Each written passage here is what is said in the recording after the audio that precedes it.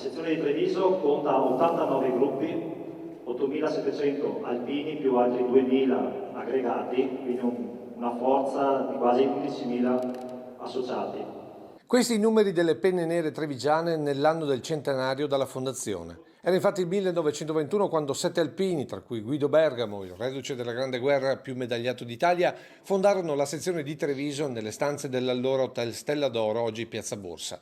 Un secolo di storia e di impegno che verrà ricordato con tutta una serie di eventi presentati nel Salone dei 300 che con gli alpini ha riaperto le sue porte chiuse dal contagio. Stiamo lasciando alle spalle la sofferenza, i dubbi che hanno purtroppo caratterizzato questi ultimi 15 mesi, ma soprattutto guardiamo al futuro con entusiasmo, socializzando e soprattutto programmando questi grandi eventi.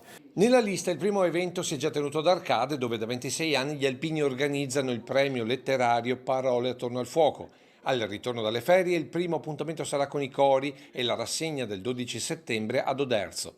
Poi con il raduno delle sezioni di Castelfranco, Riese e Resana per il 16 e il 17 ottobre, per arrivare all'ultimo fine settimana del mese e allo sfilamento per le vie di Treviso, anticipato da tutta una serie di marce di avvicinamento che partiranno dai monumenti ossari della provincia.